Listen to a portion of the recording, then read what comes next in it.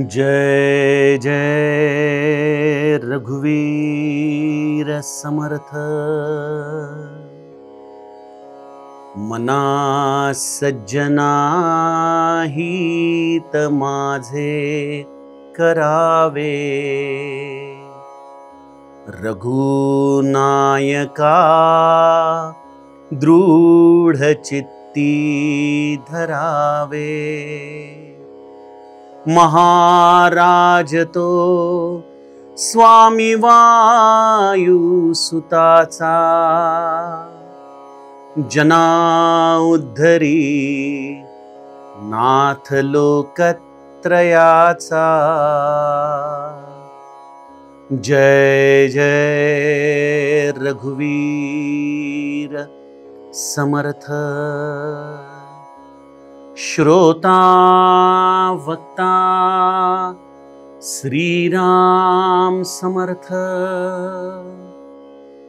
जय जय रघुवीर समर्थ। श्रीराम आपल्या सर्वांच्या हृदयस्थ बसणाऱ्या आत्मारामास साष्टांग प्रणिपात करून मनोबोध एक अंतरयात्रा या आपल्या श्री समर्थ रामदास स्वामीच्या विरचित मनाच्या श्लोकाचं जे आपण चिंतन करत आहोत, त्याचा जो मागोवा घेत आहोत। सज्जन हो, आज आपण त्यातील श्लोक क्रमांक 22चं चिंतन करणार आहोत। गेल्या श्लोकामध्ये समर्थांनी आपल्या मनाला विनवणी केली। काय म्हणतात समर्थ की मना वासना चुकवी येर झारा, मना कामना सांडिरे द्रव्यदारा, मना यातना थोर हे गर्भवासी, मना सज्जना भेटवी राघवासी। आपल्या लक्षात आलं असेल सज्जनो की मी प्रत्येक वेळेला नवीन श्लोकाचं चिंतन करत असताना मागील श्लोकाची थोडक्यात उजळणी आपल्या समोर ठेवतो, पूर्ण श्लोक आपल्या समोर म्हणतो। एकच आपल्याकडून अपेक्षा आहे की मनाचे श्लोक कंठस्थ व्हावेत, त्याचं चिंतन व्हावं, त्याच्यामध्ये दडलेले सरळ अर्थ गुढार्थ गुरुकृपेने आपण समजून घ्यावेत। त्यामुळं ही दृष्टता नका समजू, ही पुनरावृत्ती नका समजू। हे जीवन कल्याणाचे मंत्र आहेत मनाचे श्लोक। अशा या मनाच्या श्लोकामध्ये समर्थांनी मनाला विनंती केली की मना, अरे नको रे त्या वासनांमध्ये लिप्त हो, तू ऊर्ध्वगामी हो मना, कल्याणाचा मार्ग शोध। मना, या स्त्री आणि पैशाच्या आसक्तीमध्ये किती काळ अजूनही लिप्त राहणार? अरे मना, तू देखील जाणतोस ना, तू देखील त्या यातना सहन केल्यात ना आईच्या गर्भामध्ये। म्हणून मना, तू सज्जन आहेस ना, माझी राघवाबरोबर भेट करून दे रे। मना सज्जना भेटवी राघवासी, अशी समर्थांनी मनाला प्रार्थना केली। आणि असे समर्थ या श्लोकामध्ये देखील त्याच काकुळतीने मनाला एक विनंती करत आहेत की मना सज्जना हित माझे करावे। मना, अरे तू अधोगतीला देखील मला घेऊन जाणार आहेस आणि ऊर्ध्वगती देखील तूच मला देऊ शकतोस, त्यामुळे तू माझं हित कर मना। माझं हित ज्याच्यामध्ये आहे ते कशात आहे? तू चांगला जाणतोस माझं हित कशात आहे। मना सज्जना हित माझे करावे, रघुनायका दृढ चित्ती धरावे। मी जो गेल्या सत्रामध्ये आपल्याला विषय ज्ञानेश्वरीच्या आधाराने सांगायचा प्रयत्न केला, सांख्य योगामध्ये माऊलीने आपल्याला स्पष्ट सांगितले की जेव्हा मन आणि बुद्धी हे एकतानतेमध्ये येतात, एक रूपतेमध्ये येतात। बघा, मी भावार्थाच्या मध्ये याचा तुम्हाला आणखीन विशेष अर्थ सांगतो, परंतु आता स्फुरण आलेलं आहे त्या चिंतनाचं म्हणून सांगतो की जगामध्ये ना बघा, काही लोकांशी आपलं जमतं, काही लोकांशी आपलं जमत नाही। असं का होतं माहितीये का? याच्यामध्ये तर एक भौतिक शास्त्र आहे। प्रत्येक माणसाची एक फ्रिक्वेन्सी असते आणि जेव्हा दोन इक्वल फ्रिक्वेन्सी एकमेकांना जुळणाऱ्या फ्रिक्वेन्सी एकत्र येतात तेव्हा ते दोन संलग्न होतात, त्यांच्यामध्ये संवाद घडतो। उदाहरणच द्यायचं झालं तर रेडिओवरती आजच्या काळामध्ये कुठलं तरी चॅनल तुम्हाला लावायचं आहे, समजा त्याची काहीतरी फ्रिक्वेन्सी आहे 87.5 समजा FM रेडिओ चॅनल, तर त्या फ्रिक्वेन्सीला जेव्हा तुम्ही जाता तेव्हाच त्यातून मधुर गीत तुम्हाला ऐकूला येतात. म्हणजे त्या फ्रिक्वेन्सीला आपली फ्रिक्वेन्सी सेट झाली की मग आपल्या मधुर ध्वनी निर्माण होतो. आज काय माहितीये का, आमचं मन आणि आमची बुद्धी यांच्यामध्ये विसंगती आहे. यांची फ्रिक्वेन्सी एकसारखी नाही. मनाला एक हवंय, बुद्धी सांगते अरे बाळा ते नको करू. बुद्धी बाप आहे, कधी कधी रट्टा देखील मारतं मनाला, पण तो बाप थोडासा कमजोर आहे. त्यामुळे मन जेव्हा फारच हट्ट करतं ना, तेव्हा बुद्धी म्हणते जा बाबा तुला काय करायचंय ते कर, माझ्याशी बोलू नकोस. त्यामुळे बुद्धी आपली गलित गात्र होऊन पडते आणि मन त्याला जसं पाहिजे तसं मोकळं मैदान घेऊन वासना तृप्ती करत फिरतं. पण काही काही आज्ञाधारक बाप आणि आज्ञाधारक मुलगा, आज्ञाधारक बाप म्हणून खरं तर मी आजच्या काळातली शोकांतिकाच आपल्याला सांगतोय. पण बापाची आज्ञाधारक मुलं असतात ज्यांची फ्रिक्वेन्सी ही बापासारखी असते. ते दोघंही एकसारखा विचार करतात. जसा माझा रामराय आणि राजा दशरथ होते. दशरथाला रामाच्या विषयी किती प्रेम, किती कौतुक. दशरथाच्या मनामध्ये एखादा चांगला विचार यावा आणि आज्ञाधारक रामाने तो लगेच शिरसावंद्य मानावा. हे काय दाखवतं की यांच्या फ्रिक्वेन्सी एकसारख्या आहेत. मग मन आणि बुद्धी यांची फ्रिक्वेन्सी जेव्हा एक होते ना, त्यावेळेला निश्चय नावाची गोष्ट घडते. म्हणून समर्थांनी म्हटलंय की मना सज्जना हित माझे करावे, रघुनायका दृढ हा निश्चयाचा भाग आहे. कारण की मन कोणाला दृढपणे धरूच शकत नाही. मन एक थोडस हीन दर्जाचं उदाहरण पण तरी समजून घ्या. मन हे माशी सारखं आहे. बाहेर उकिरड्यावर विष्ठेवरती देखील ते जाऊन बसतं आणि त्याच वेळेला एखाद्या मिठाईच्या दुकानामध्ये मिठाईवरती देखील ते जाऊन बसतं. कारण ते चंचल आहे, त्याला कळत नाही काय चांगलं आहे काय वाईट आहे. पण बुद्धीला कळतं आणि बुद्धी आपल्या सत्सद विवेक बुद्धीच्या आधाराने त्याला सारखं सांगत राहते अरे हे नको करू रे बाबा, हे नको करू. पण मन इतकं व्रात्य आहे की ते बुद्धीला देखील धुडकावून लावतं. जसं आजच्या काळामध्ये कधी कधी एखादा उन्माद आलेला मुलगा आपल्या आई बापांना देखील धुडकावून लावतो, त्याप्रमाणे ते बुद्धीला धुडकावून लावतं बघा. पण जेव्हा मन आणि बुद्धी एकरूप होतात तेव्हा त्यांच्यामध्ये निश्चयात्मक ताकद येते. ही फार स्थितप्रज्ञाची अवस्था आहे की मन आता हलत नाहीये. माझे जगद्गुरु तुकाराम महाराजांचा एक फार सुंदर अभंग आहे. आवडे हे रूप गोजिरे सगुण, आवडे हे रूप आता दृष्टी पुढे ऐसाची तू राहे, आता दृष्टी पुढे ऐसाची तू राहे, जो मी तुझ पाहे पांडुरंगा आवडे रूप. हे मनाला विनवणी करतायत जगद्गुरु तुकाराम महाराज की हे आवडलेलं रूप मना आता तू माझ्या हृदयामध्ये तसंच ठेव. त्यामुळे एका दुसऱ्या अभंगामध्ये जगद्गुरु म्हणतात सकळ इंद्रिया मन हे प्रधान, तेही करी ध्यान विठोबाचे. मन इतकं स्थिर झालंय, ते आपलं चंचलत्व विसरून गेलंय की ते ध्यानाला लागलंय. वा, मन ध्यान करू लागलंय. ही संतांची अवस्था सज्जनो शब्दांनी समजणं अवघड आहे. पण जसं आपण महिम्न स्तोत्रामध्ये म्हणतो ना की ब्रह्मदेव देखील तुमची स्तुती करतो, ती देखील तुमच्यापर्यंत पोचत नाही, तर मग मी पामरानी केलेली स्तुती काय हरकत आहे, ऐकून घ्या माझी पण स्तुती. त्याप्रमाणे संतांची ही अनुभूती आज माझी अनुभूती नाही, ठीक आहे, पण संतांचं हे अभंग हे त्यांच्या अनुभूतीचा एक कवडसा आहे. आम्हाला दाखवतात संत काय आहेत. सकल इंद्रिया मन हे प्रधान, तेही करी ध्यान विठोबाचे. असं स्थिर झालंय मन त्याच्या पायाशी. रामचरितमानस मध्ये एक चौपाई माझ्या आत्ता स्मरणात येते. प्रणवौ प्रथम भरत के चरणा, जासु नेम व्रत जाहिन भरना, रामचरण पंकज मन जासू.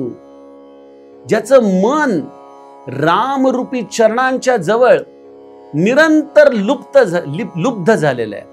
जे त्या कमळाच्या भोवती जसं भ्रमर असावं त्याप्रमाणे भरताचं मन हे रामचरणाचा भ्रमर झालेलं आहे. रामचरण पंकज मन जासो. सज्जनो, हे मन अशा रीतीने राघवाच्या जवळ राहणं हे मन आणि बुद्धीचं एकात्म भावाचं दर्शन आहे. कारण बुद्धीचं कार्य निश्चय करणं, मनाचं कार्य संकल्प विकल्प करणं. आणि आम्ही मनाच्या इतके अधीन आहोत की आम्ही बुद्धीला देखील भ्रमित करतो. ती बुद्धी निश्चयच करू शकत नाही. म्हणून माझे समर्थ देखील करुणाष्टकात म्हणतात ना की घडी घडी विगडे हा निश्चयो अंतरीचा. कारण हे मन इतकं चंचल आहे की कधी संकल्प करते, कधी विकल्प करते. बुद्धीला निश्चयात्मक पातळीवरती ते जाऊच देत नाहीये. आणि जाऊ देतं ते चुकीच्या गोष्टींसाठी जाऊ देतं, पण या रामासाठी. त्यामुळे सज्जनो, या चंचल मनाला अतिसूक्ष्म अशी नामाची जोड द्यावी, त्या राम भजनाची जोड द्यावी. आणि ते मन मग हळूहळू हळूहळू दृढ होऊ लागतं. जसं वाहतं पाणी जेव्हा हिमालयामध्ये हिवाळा सुरू होतो त्यावेळेला तेच वाहतं पाणी हळूहळू हळूहळू संथ होऊ लागतं. इतकं संथ होतं की एका टप्प्यावरती ते थिजतं, त्याचाच बर्फ होतो आणि अगदी पाषाणासारखा घट्ट त्याचा बर्फ होतो. त्याप्रमाणे नामामध्ये मन रमवत रमवत रमवत रमवत ते मन इतकं हळूहळू हळूहळू स्थिर करावं की ते स्थिर करणारं मनच ध्यानामध्ये जातं. बघा, ह्या संतांचे शब्द मला आता बोलताना खरोखर माझी मज झाली अनावर वाचा तशी अवस्था करून जातं. ध्यान म्हटलंय जगद्गुरु तुकाराम महाराजांनी. सकल इंद्रिया मन हे प्रधान, तेही करी ध्यान विठोबाचे. ध्यान ही वस्तू करायची नाहीये. पातंजलीने ज्या या अष्टांग योगाची साधना सांगितली त्यामध्ये धारणा, ध्यान, समाधी. आपण केवळ धारणेपर्यंत पुरुषार्थ करू शकतो, ध्यान आपण लावू शकत नाही. ज्याची धारणा घट्ट झाली, ज्याने नामाची धारणा घट्ट धरली ना, त्याचं मन हळूहळू हळू प्रसरण पावत थिजतं आणि ते मनच ध्यानरूप होऊन जातं. माझे समर्थ एका अभंगामध्ये म्हणतात, ध्यान करू जाता भान हरपले.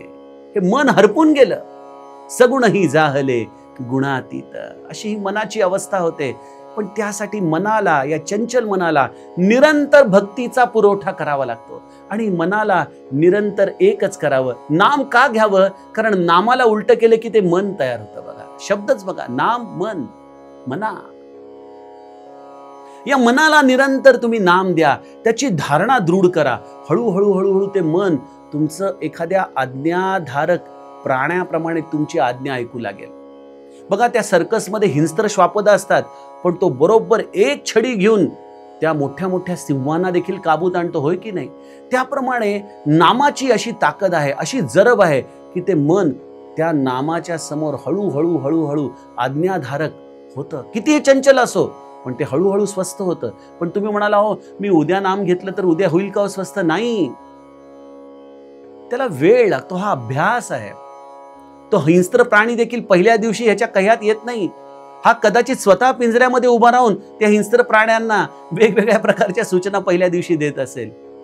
पण हळूहळू हळूहळू तो एक एक टप्पा करत करत या प्राण्यांना जसा कह्यात आणतो ना, तशी नामाची निरंतर उपासना केली की ते मन कह्यात येतं. मन कह्यात झालं की ते बुद्धीच्या फ्रिक्वेन्सीमध्ये येतं. कारण बुद्धी ही निश्चला आहे, तिचं मूळ स्वरूप निश्चल आहे. आणि मन निश्चल झालं की बुद्धी आणि मनाची फ्रिक्वेन्सी एक झाली. मन आणि बुद्धीची फ्रिक्वेन्सी एक झाली की बुद्धी म्हणते सांग काय हवंय. मन म्हणतं मला कळत नाही, मी ज्या राघवाचं नाम घेतोय हे बुद्धी तू त्याला धारण कर. आणि त्यावेळेला सज्जनो ही अवस्था येते की रघुनायका दृढ चित्ती धरावे. दृढता येते मनाला. ही फार सुंदर एक मनाची विलक्षण चंचलतेमधून झालेली स्थिरता आहे, जी बुद्धीच्या मांडीवरती जाऊन बसलेली मनाची अवस्था आहे. म्हणून समर्थांनी मनाला विनंती केली आहे की मना सज्जना हित माझे करावे. आणि बघा, इथं समर्थांनी माझा हा शब्द वापरलाय. आपण किती अज्ञानामध्ये आहोत की माझं मनाला जे चांगलं वाटतं तेच मी करतो, कारण मला वाटतं मन आनंदी झालं की मी आनंदी होणार. आपण हे खरं तर बोलत असताना देखील जाणतो की मन हे माझ्यापेक्षा वेगळं आहे, पण तरी देखील आपण मनाच्या इतके गुलाम झालेलो आहोत की मन जे म्हणेल तेच मी करतो. पण इथं समर्थांनी मनाला साधन रूपाने सांगितलंय. मनाला त्रयस्थ करून ते मनाशी बोलतायत, मनाला वेगळं करून म्हणतायत की मना सज्जना हित माझे करावे. अरे तूच ते इंधन आहेस की जे माझं मंगल करू शकतं. मग मना, तू माझं हित का नाही करत बरं? तू ते साधन का नाही होत बरं माझ्यासाठी? मना, तू माझं हित कर. रघुनायका दृढ चित्ती धरावे. आणि तो रघुनायक कोण आहे? महाराज तो स्वामी वायुसुताचा. इथं वायुसूत अर्थात आमच्या हनुमंताचं स्मरण समर्थांनी केलं. कालच्या सत्रामध्ये मी हनुमंत आणि मनाचं उदाहरण तुम्हाला देऊन सांगितलं की मनासी टाकिले मागे गतीसी तुलना नसे. या मनाला कोण स्थिर करू शकतं? मनोजवम मारुततुल्य वेगम. मनावरती ज्यांनी विजय मिळवलाय तो पवनपुत्र. त्याचा आदर्श समोर ठेवून त्याचं स्मरण, त्याची उपासना केली की मन कह्यात येतं बघा. आमच्या लोक आजच्या काळामध्ये हनुमंताच्या उपासनेने सिद्धींच्या गोष्टी लोकांना सांगतात, लोक देखील त्याच्या मागे जातात. सज्जनो, ठीक आहे, या सिद्धी वगैरे फार गौण प्रकार आहे हो मनाचा, हनुमंताच्या कृपेचा. हनुमंताची खरी कृपा तर ही आहे की महाराज तो स्वामी वायुसुताचा, जना उद्धरी नाथ लोकत्रयाचा. माझ्या हनुमंत ज्याचा दास आहे, माझ्या हनुमंताचा जो स्वामी आहे राम, जो माझा हनुमंत निरंतर रामचरणी आहे, माझा हनुमंत आजही जिथं राम नामाचं गायन चालतं तिथं जाऊन तिष्ठत उभा राहतो, असा माझा हा हनुमंत. एकदा त्याला धरलं ना सज्जनो, एखाद्या राजाकडे आपण गेलो की त्या राजाच्या अखत्यारीमध्ये असलेल्या सगळ्या गोष्टी तो जर आपल्यावर प्रसन्न झाला तर आपण त्याला जाऊन मागू शकतो, होय की नाही? त्याप्रमाणे हनुमंताच्या अखत्यारीत आहे मनावरती विजय मिळवणं. हे त्याचं विशेष खूबी आहे. त्यामुळे या कलियुगामध्ये हनुमंताची उपासना फार गरजेची आहे, कारण आमची सगळ्यांची मनं अतिशय चंचल झाली आहेत.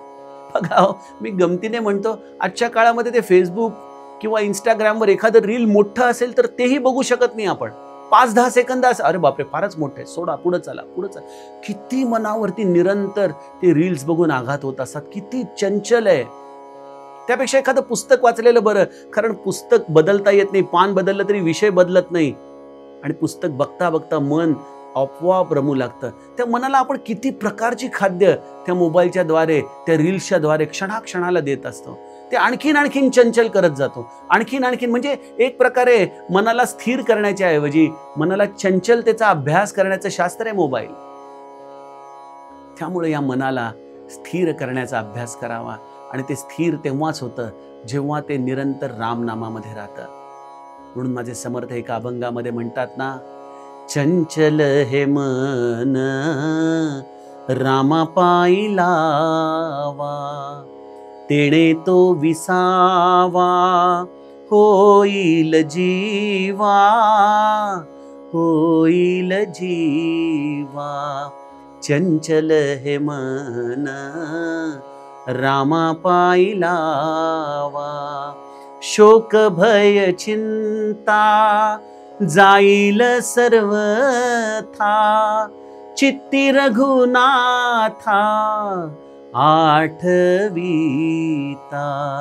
चंचल हे मन रामा पायी लावा. सज्जनो, या मनाला तुम्ही रामापायी लावा. या मनाला चंचलतेमध्ये नका टाकू, कारण चंचलता हीच शोक भयाची जननी आहे. राम नामामध्ये मन शांतपणे जर रमवलं ना, माझे महाराज म्हणतात, नाम आपल्या जिव्हेने अस्पष्टपणे घ्यावं आणि ते आपल्या कानाने ऐकावं, आणि कानाने ऐकता ऐकता त्यामध्ये हरवून जावं. हीच मनाची समाधी आहे बघा. हेच मन स्थिर करण्याचा राजमार्ग आहे. आणि मन स्थिर होताच ते बुद्धीशी तद्रूप होतं, आणि तिथं रघुनायकाची दृढता येते. हाच माझ्या हनुमंताचा आशीर्वाद आहे. आणि तो रघुनाथ जो लोकत्रयाचा उद्धार करतो, तिन्ही लोकांचा जो उद्धार करतो, तुम्ही कोण आहात? तुमचा उद्धार नाही का करणार राम? म्हणून राम नाम घ्या, नाम घ्या. हीच समर्थांची, महाराजांची आपल्याला शिकवण आहे. असा हा समर्थांच्या श्लोकातला गुढार्थ आपण बघितला. उद्याच्या सत्रामध्ये पुढील श्लोकाचं आपण चिंतन करूयात. जानकी जीवन स्मरण जय जय राम. जय राम.